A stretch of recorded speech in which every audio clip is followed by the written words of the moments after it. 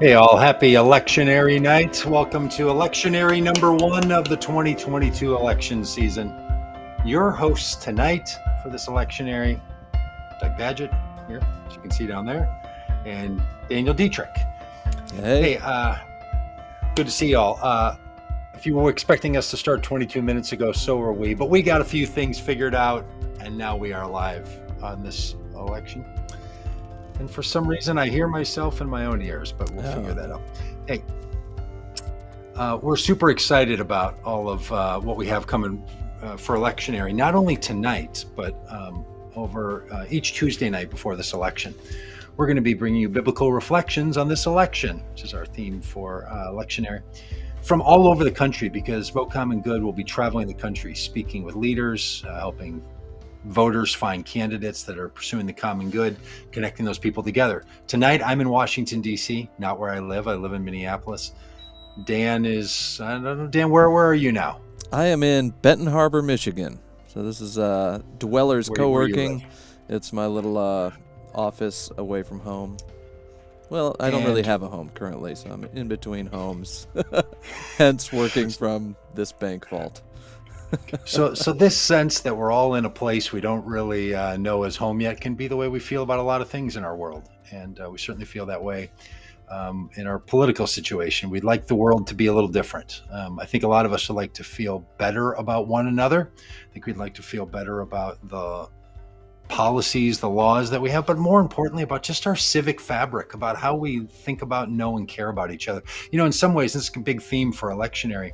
When we talk about politics, sometimes we're talking about electoral politics or partisan sides. Like, are you more progressive? Are you more conservative? Are you a Democrat? Are you independent? Are you a Republican? But in another way, what we talk about when we talk about our politics is just what's the politic of how we live together. How do we live with one another? What's the fabric and the makeup of how we find each other and live with each other in the world? It's really complicated. In fact, human beings have been struggling with this as long as there's been recorded history of human beings. So either that's just a human problem, or we should have stopped recording it, because when we started recording this human civilization, we found that we struggle to be together and know how to do it. How do we care for one another? I mean, all of our traditions have ways of reminding us of this struggle that we have. Sometimes they go back to, ancient stories of the gods creating enmity between people, or, for those of us who know the book of Genesis and the beginning of the founding of a nation of Israel, it starts out being reminded that the two sons of the Son of God, Adam, in that creation narrative, one kills the other, that they turn against one another, that there's this struggle that exists. Well, that's something that, our politics helps us to figure out. And it would be good if our politics brought together one another and brought together those parts that had struggles. But so often our politics tear us apart, and we hope that that's not always the case. So it's one of the things we want to encourage people on. Now, over the course of time on electionary, you're going to hear from a lot of different speakers. Tonight, you're going to hear more from me than you will on most weeks. You're going to hear from the bishop of the Episcopal Church Diocese in Washington, D.C., and the National Cathedral, Bishop Marianne Buddy. You're going to hear from a group called the Common Hymnal. They're going to lead us in some music here in just a moment. I'm going to do a reflection from the White House. You're going to hear from Rob Ryersey. You're going to hear from Brandon Pfeiffer. And on different weeks, you're going to hear from different people as we are traveling about the country and meeting and sharing the stories of people that we're meeting. So we're encouraged about what's going to happen tonight, and so looking forward to all the coming weeks. All right, Dan, what do you say we start with a little common hymnal? If Vote Common Good made a hymnal, we'd probably call it something like the Common Hymnal. Yeah, no relation, but a lot in common. Good word. Yeah, so Common Hymnal is this collective of musicians and artists putting out music for what they describe as the spiritual underground, sort of Christianity in exile. It's not mainstream, but there's this growing movement of music for the moment. They call it praise and protest, and just a big fan of what they're up to. And this song in particular is called Otis's Dream, and it's about Reverend Otis Moss III. He's the founder of Unashamed Media Group, and he tells the story of his grandfather who was denied the right to vote in rural Georgia in the 40s after walking over 18 miles to 3 different polling locations. So it's his story, and then Common Hymnal was asked to do a rendition of the old spiritual "I Want Jesus to Walk with Me," and this is the music video that came of that. So I hope you find it as impactful and moving as I did.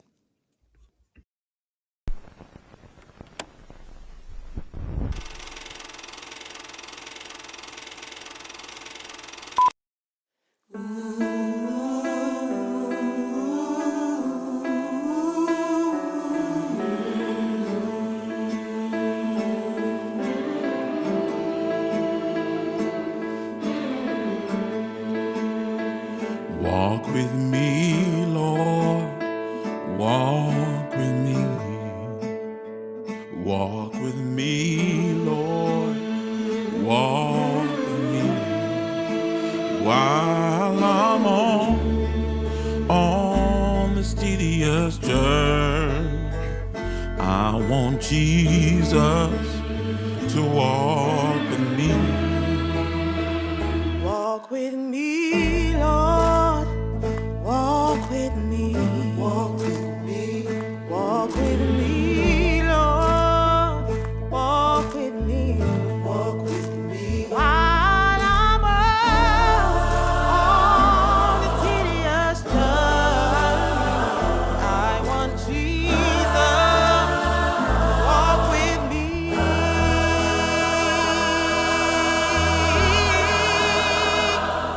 Be my friend. Be my friend. Be my friend. Lord, be my friend. While I'm on this tedious journey, I want Jesus to be my friend. While I'm on this tedious journey, I want Jesus to be my friend.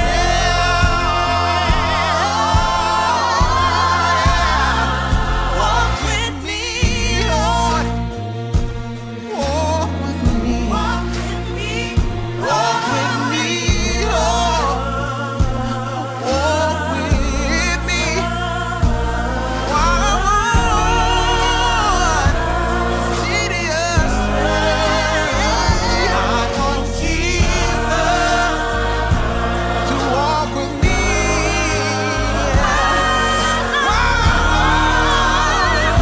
This tedious journey,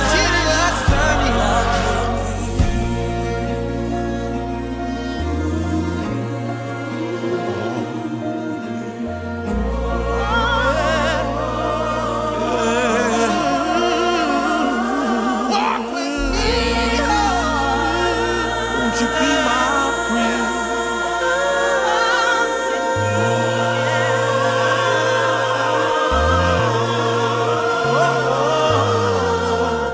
Be my friend. Walk with me, Lord. Walk with me.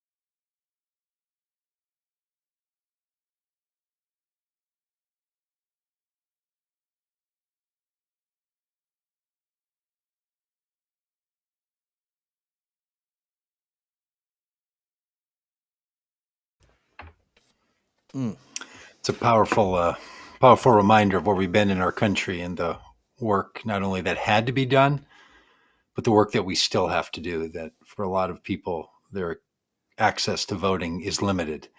And there's a lot of push in this country around a lot of different arguments to try to limit when and who can vote. Yeah. And that's It's a real problem. Yeah, and I think that's just a great reminder for those who have maybe become apathetic or cynical about voting. Like, does it really matter if I vote? Things are going to stay the same. But it's a reminder that so many people struggled for so long just to have that right to vote, and to be blasé about it, and Yeah. I think just does a disservice to those who fought so hard, often led by the black church, black pastors, leading the charge to make voting accessible to everyone. Yeah, and look, voting is a primary way that we engage in our democracy, and it's not the only way. There's also, people that go directly to their politicians and ask them to care about certain issues. There's organizations that work to influence politicians and how they vote. There's whole arms that are called lobbying arms that lobby politicians on how they should vote. So voting for elected officials is one way we participate, and then influencing those politicians is another. And all of this sort of matters, but most fundamentally, the way we lead our politics is how we live with one another, right? And who represents us depends on the people who act in our world. It's a very symbiotic relationship. It's easy to think all the power lies in only some people, but I'll tell you, Dan, I talk to a lot of politicians at Vote Common Good. We train a lot of politicians. We spend a lot of time with a lot of politicians, and they will tell us over and over, I don't have the power. I need the people behind me to make this happen. And oftentimes people are like, I don't have the power. The politicians have the power. And in one sense, they're both right? There's a sense in which the two need each other. And that's the thing that we need to find in a way that we need to pursue moving forward.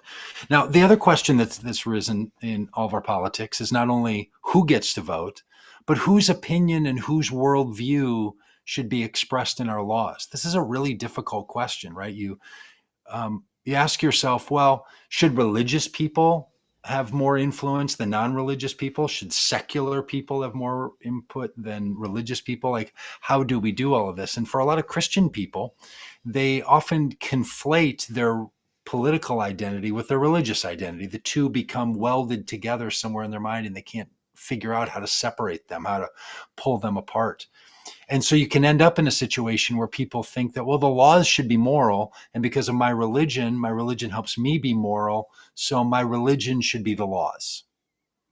Well, what we've decided in this country is that we're not going to have religion dictate our laws. We need an additional support before an idea that's held in religion should also become something of our law. Now, this has been a long debate in our country. We spent a lot of time in Vote Common Good talking about this. You can find lots of resources about this.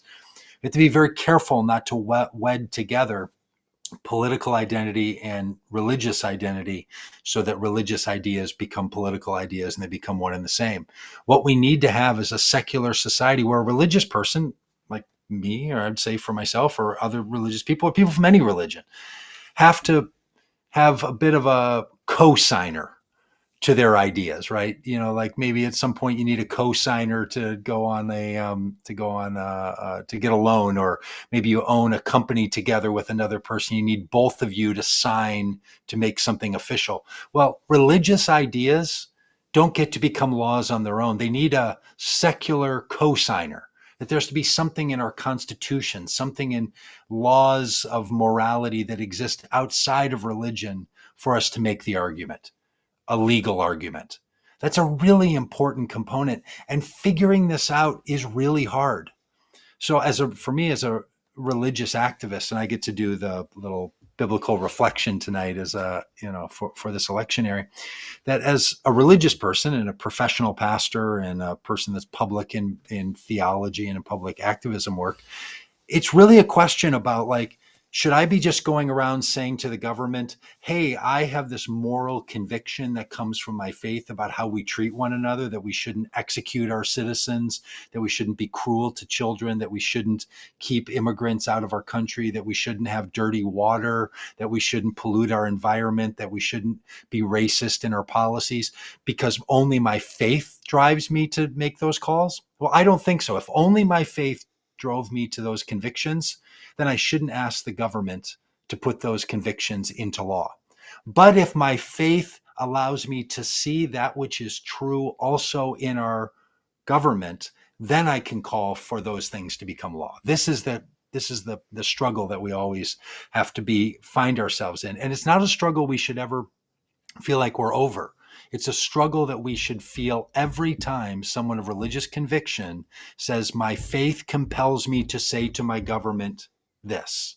We should be asking ourselves, is this only something that people of my faith hold to, or is it something that is built into the fabric of the society of the United States, and that's why it should be the truth? That's Right. a really hard thing to make sense of. Now, once that becomes your ethic and your understanding, and you realize, okay, this is how our Constitution was designed, and there's a lot of help to help people make these decisions and determinations, it can become a little easier, but it's a real struggle. It's a Yeah. real struggle for people. I want to show you, today I was at the White House.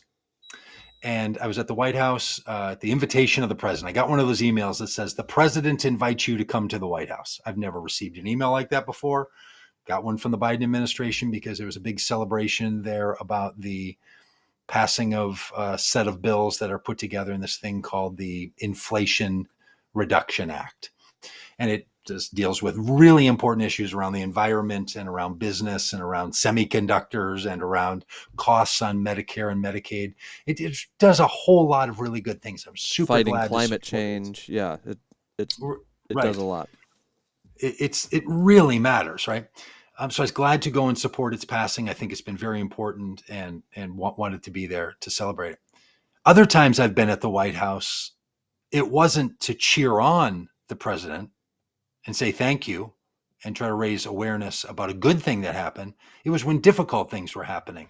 And any of us who have a conviction to any kind of a cause that we think our government need to care about need to be open to saying to our government, here's where I think you're doing it well, and here's where I think it needs to change. And we have different means of that. When I had to go to the White House and to the Trump administration to raise my conviction that this needs to change, it required me getting arrested. And we're going to show you a video of that, because disobedience to our government's claims is just as faithful of an act as going and saying thank you, congratulations. So both of these are ways that we have to live.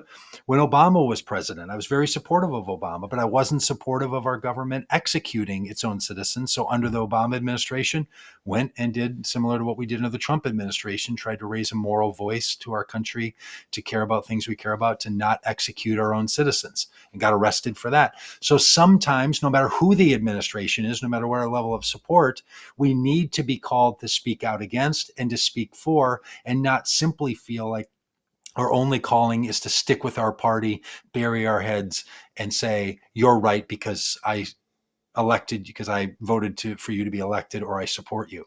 I mean, this is one of the things a lot of us have condemned our Trump supporting friends for is, hey, how come you don't speak out against that administration like you'd speak out against other administrations? And I think it's a good critique, and we should have it applied to each of us ourselves. So I just want to show you a couple of these videos so you can see sort of what's going on, to give you a glimpse of, what it means for us to really engage with our government. The reason I'm sharing this one today is because I was invited to the White House. I'll show you a video about that and the celebration that we participated in there today. But also, the important sense that we're going to raise a moral voice. So in 2018, a group of us, a number of faith leaders, chose to be arrested in a nonviolent act of civil disobedience at the White House.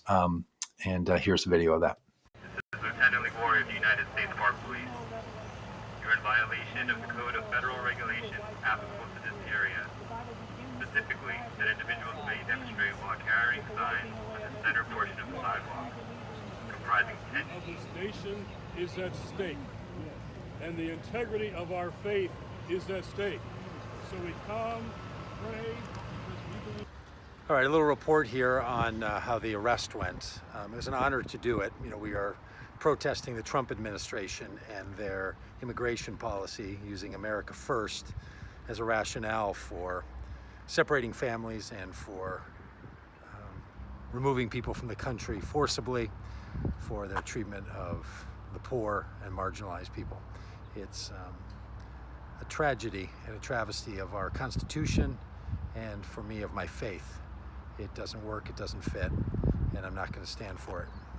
So we got arrested at the White House today, and we were treated well by the police, and I'll tell you, that's, it gets a little confusing. The police are polite, they're generally nice to groups like ours. I've been arrested before, and they treat us well. And that doesn't mean that the policy is a righteous one, or a good one, or a just one. Kind treatment in an unjust system. So video goes on after a little glitch there. What I was trying to make the argument of is we're treated really well when we're arrested in a predetermined direct action event. It's not how a lot of people interact with the police. It's often an aggressive and violent situation without announcements being made about detailing how you can change your behavior and not be arrested. So there's a lot of things that go on when someone gets arrested. I'm someone who participates in these what are called nonviolent direct action protest events that come out of the Martin Luther King Jr. Style of engagement, where you're not aggressive to the police, you're not aggressive to those arresting you. You are aggressive about the cause, but not about the people who are enforcing that punishment that you offer yourself to be under the conviction of. So that's one way we can engage our society and our government. And then another one is to cheer it on. I think about the passage from the Hebrew tradition that says, you rejoice with those who are rejoicing and you mourn with those who are mourning. And so there's other times where things go well and you go and you celebrate with them. And so here's a little reflection on that at the White House today. All right, so I'm at the White House here for this event that's going to be celebrating the passing of the bill that's designed to reduce inflation. I've never been to one of these events, never been invited to one, but we're here, I think, because of the work that we do at Vote Common Good to try to help faith voters connect to common good. And look, you may agree or disagree with different parts of the policies of the Biden administration, or you may have particular disdain for the Trump administration's work, as I do. But you can certainly agree that the common good is the things that are in that bill. So we're here to celebrate that. This is kind of a fancy situation. They have drinks and stuff over there for people, and there's a band playing in the background. You can see the back of the White House there.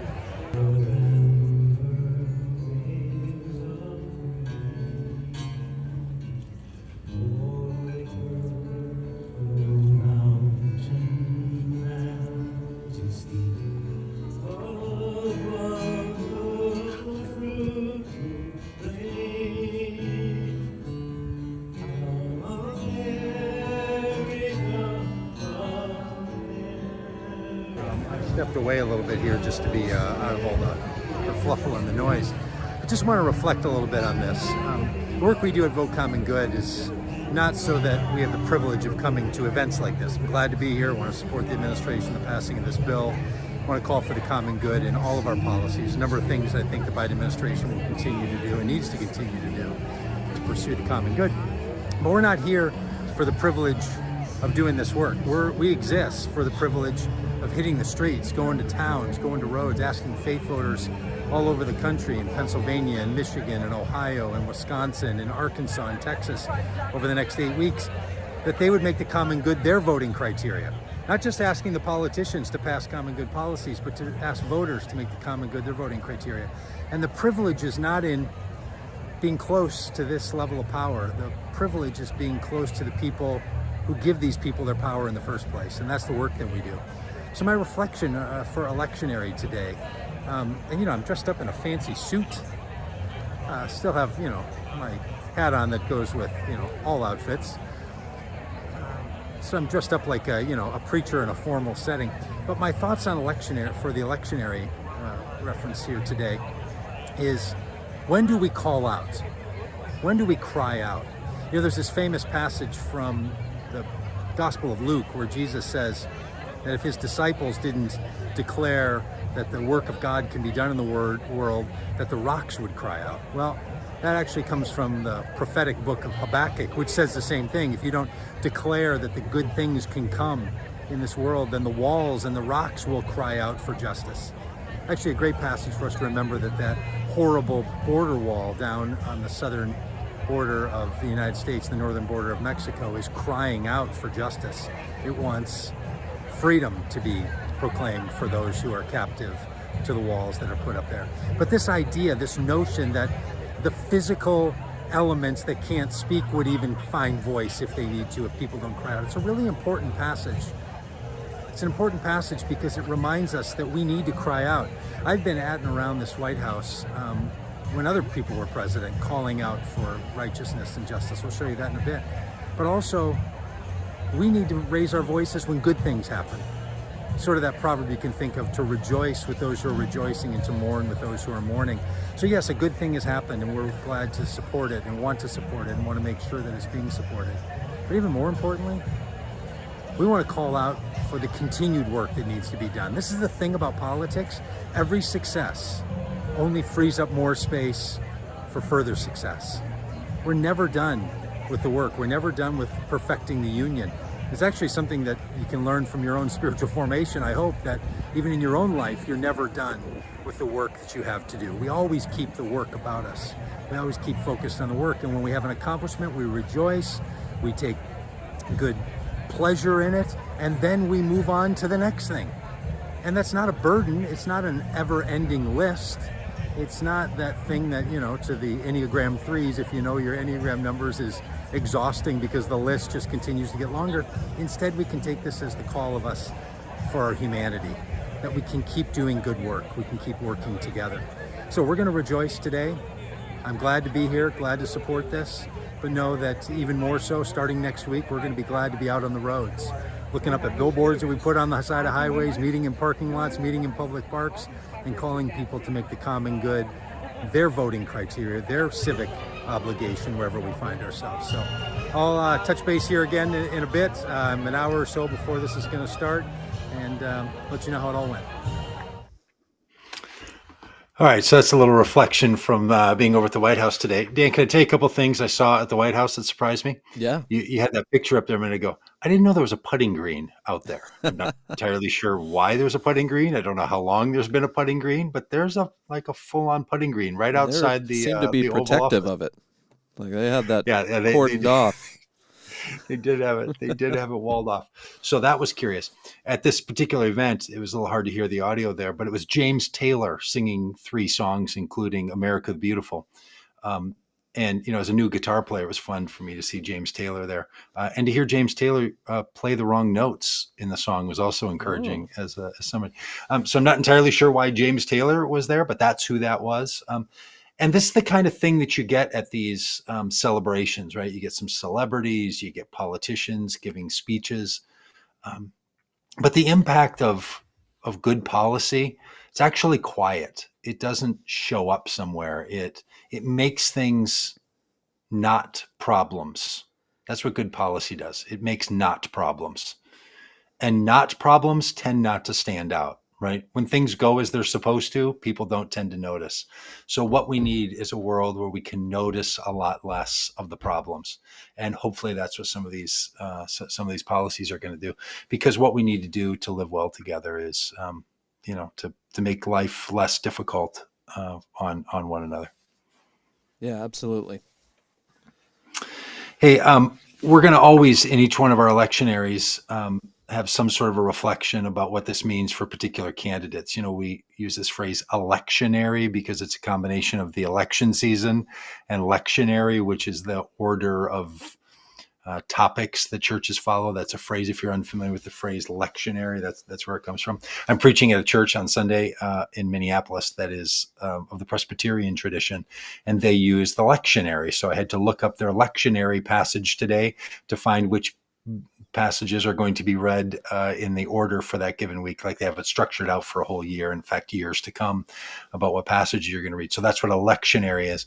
And when we do this electionary, we want to sort of combine this schedule of reflection with our election. So we want to meet some candidates, and we do this work of organizing and talking to candidates. We have a recognition of candidates who've said they want to make the common good their policy positions. And so there's, I think, 138 of those people around the country so far, and more being added all the time, who over the next 60 days are going to be sharing themselves out to be common good candidates. And we hope people will vote for common good candidates wherever you are in the country.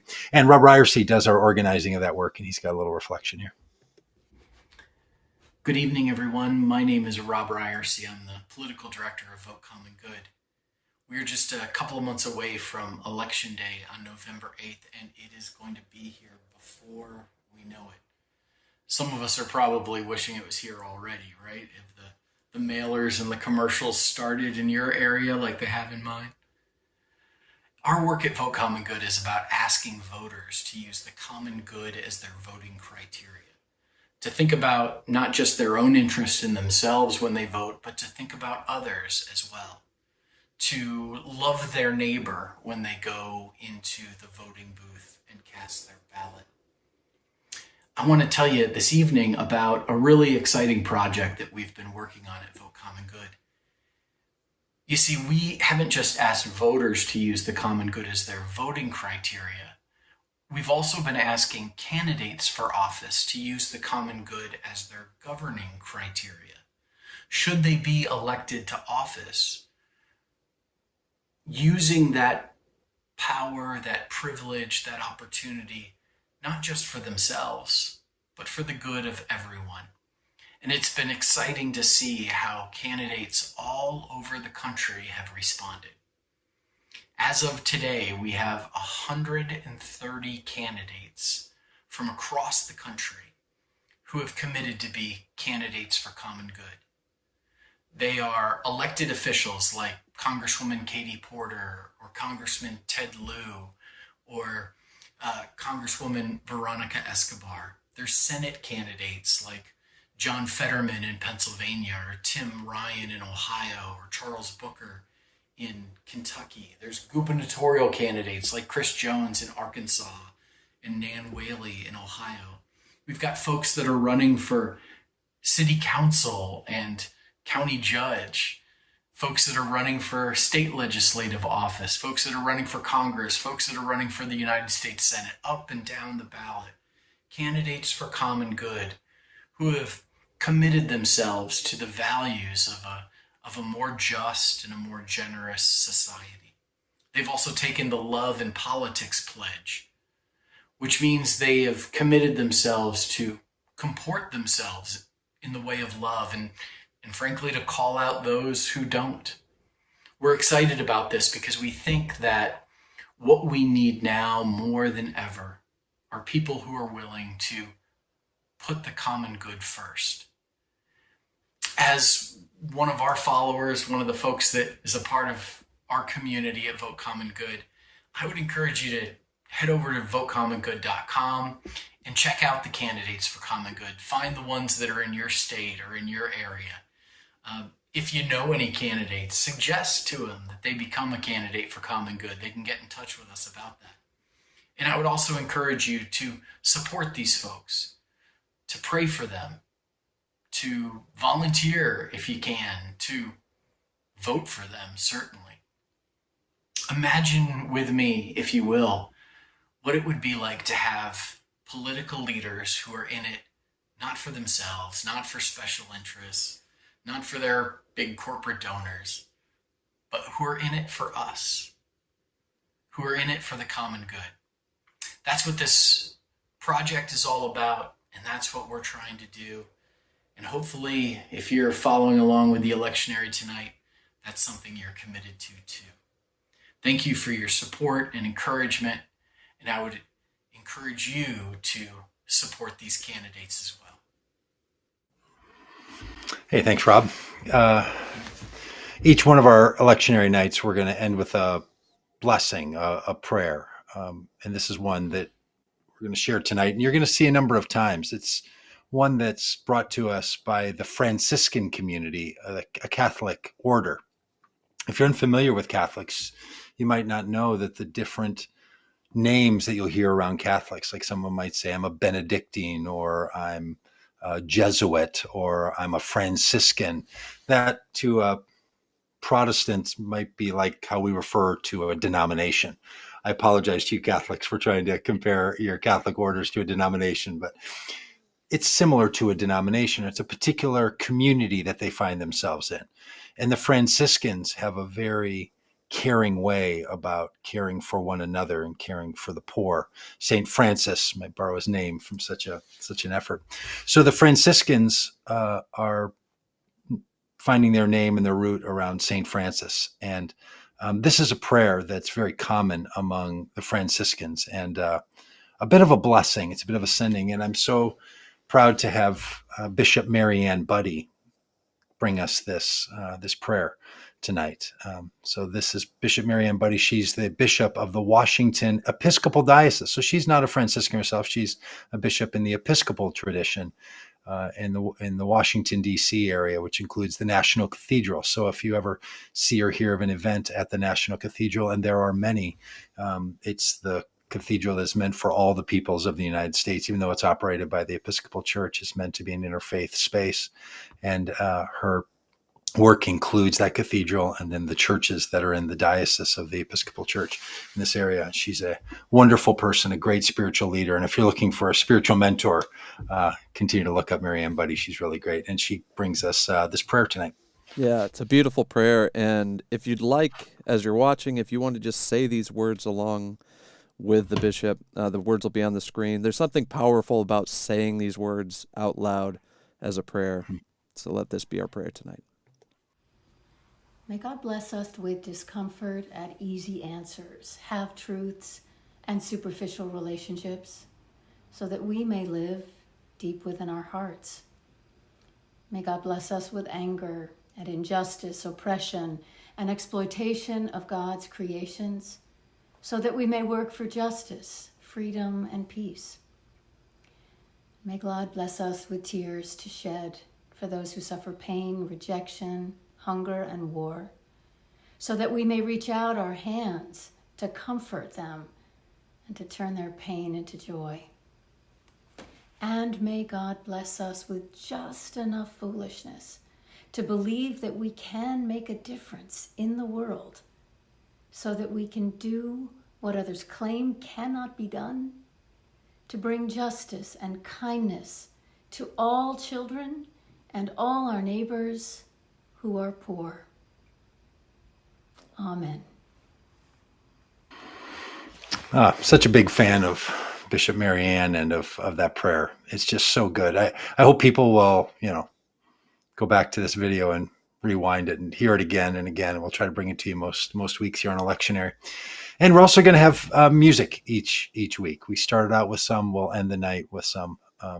Dan, you want to say anything about our music as you're sort of our music curator for all of this?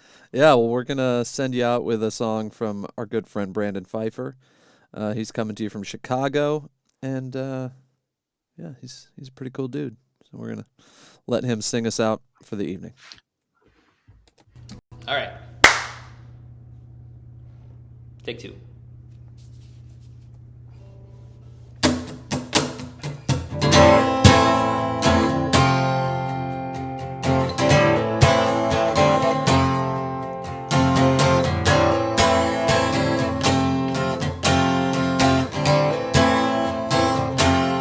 Is someone crying? Is someone crying? Tell me what for? Tell me what for? Is someone dying? Another one dying? Tell me what for? Please no more.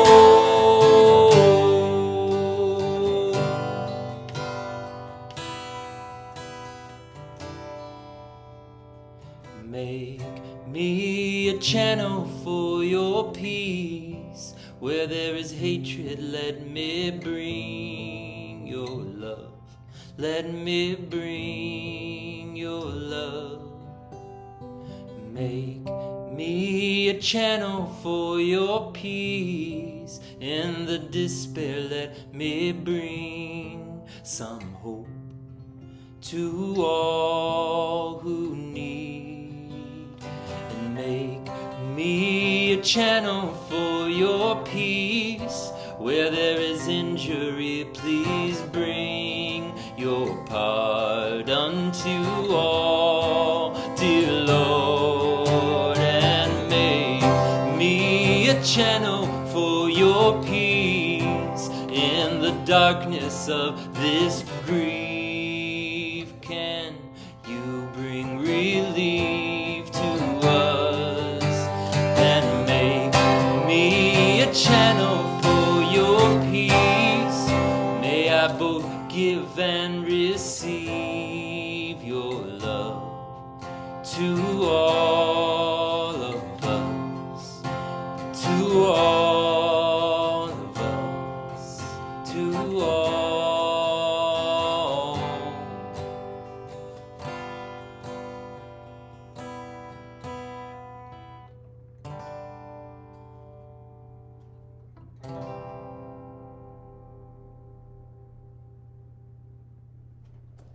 Amen to all of that, huh? Amen to all of that. Yeah, that's pretty great. And I think All right. that's based on a Franciscan prayer as well. A little prayer of Saint Francis tucked into Is that that so? for those who are paying attention. So, make me an instrument of that's- your peace. Where there's hatred, Hey, so that's- love. Yeah, so it's a Yeah, that's for you, Franciscan kind of Patrick. night. Yeah. Our resident Franciscan Patrick. Hey, that's Electionary for tonight. We'll be back each Tuesday. We want to say 8 p.m. Eastern time. Let's be honest, at or around 8 p.m. Eastern time. We got a lot of moving parts 8-ish. in this. We're not going to be 8-ish. constrained by Oh the no, by demands by the TikToks of the clock. But we'll do everything that we can to be live at 8 p.m. and share this with those you know. And let's be instruments of peace and active on election day and every day. And we'll see you next week.